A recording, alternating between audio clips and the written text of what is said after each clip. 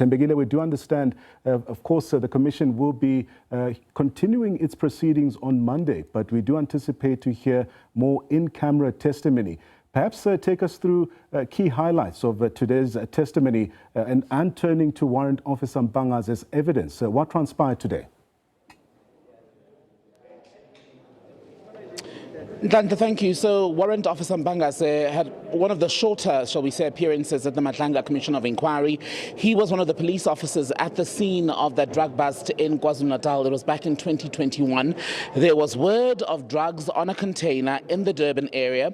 Now those drugs were then moved to basically an ill-equipped facility. By the end of that process, there'd been such poor record keeping of what was taken, how it was stored, that to date, no one seems to have a definitive sense of what exactly had gone on during those periods. In fact, Warrant Officer Mphanga was pressed quite a bit about how in his diary, for instance, there are records for the 23rd, I think, of June it was that year.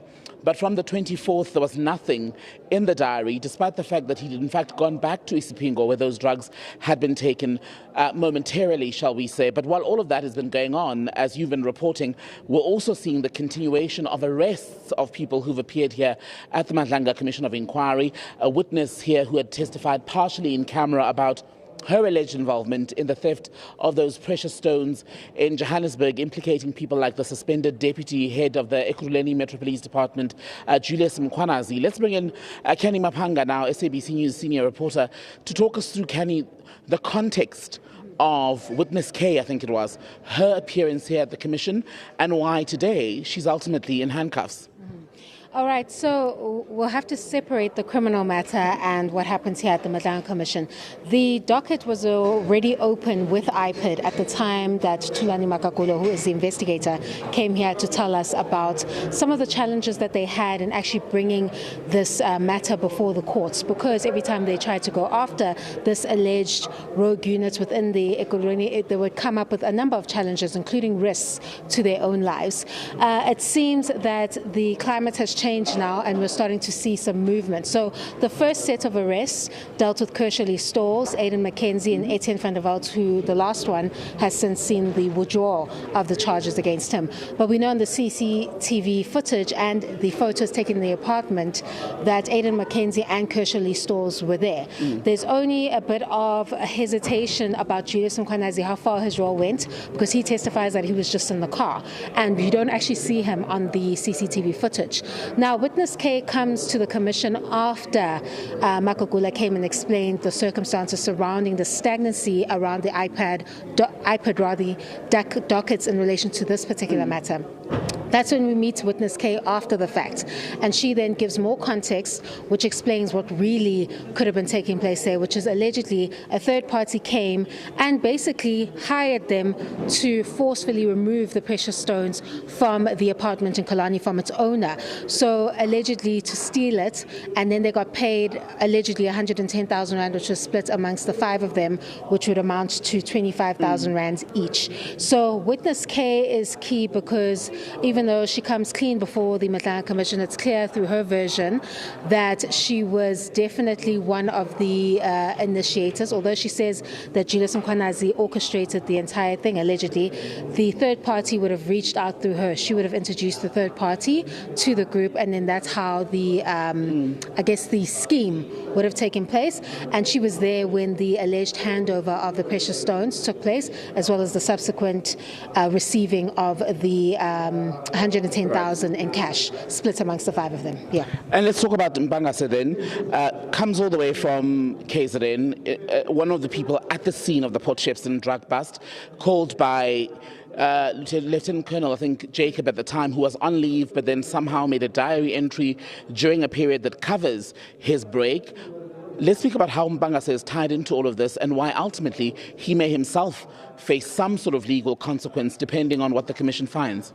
Well, the speculation surrounding Port Shepstone is that everything was by design, allegedly. So these drugs had no intention of ever going to the FSL, and it was always intended to allegedly go to an insecure storage facility to facilitate their theft. And it's all in the way that things are done in the first response. So we know that only two officers effectively responded first, which would be Colonel Gavin Jacob, who came out of leave to go to that particular operation, but he brings along Warrant Officer Mpangase, and the argument there is that he didn't turn to the other more experienced cops within the KZN DPCI, such as Warrant Officer Carl Sander, for example, because he knew that the things that they were doing there that fell outside of the prescripts would have been called out immediately. The implication is that Warrant Officer Mpangase was picked because he was pliable, he would have easily followed those instructions, complied, and he wouldn't have questioned anything that was allegedly untoward taking place there.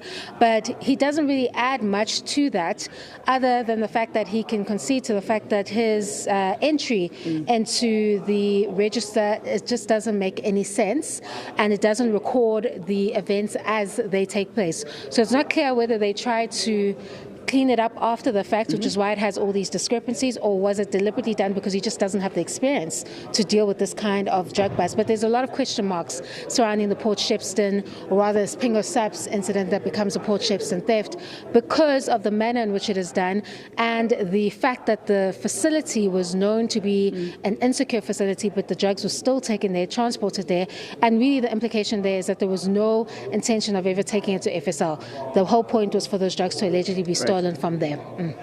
SABC News senior reporter Canny Maphanga, as we wrap up a week of coverage here at the Madlanga Commission of Inquiry. Canny will have, by the way, a comprehensive wrap for you. It's on Sunday at 4 p.m. during SA Today. So catch it on Sunday, 4 p.m. when Canny gives you an hour-long roundup, if you will, of what's gone on at the Madlanga Commission of Inquiry. That's it from us.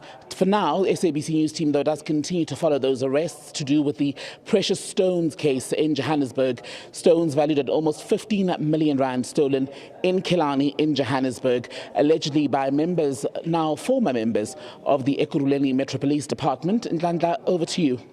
Well, a big thanks to my colleague Thembekile Mrototo, of course, being joined alongside the Canny Maphanga, unpacking all the latest at the Madlanga Commission. And on that note, this is where we leave it for today's installment of SA Today, wrapping up another insightful and conversational chat that also transpired as we also looked at various commissions and of course that arrest being carried out by IPID. Griselda Lewis being our woman on site, of course, as she's been tracking those developments. But we will bring you more updates as that story unfolds.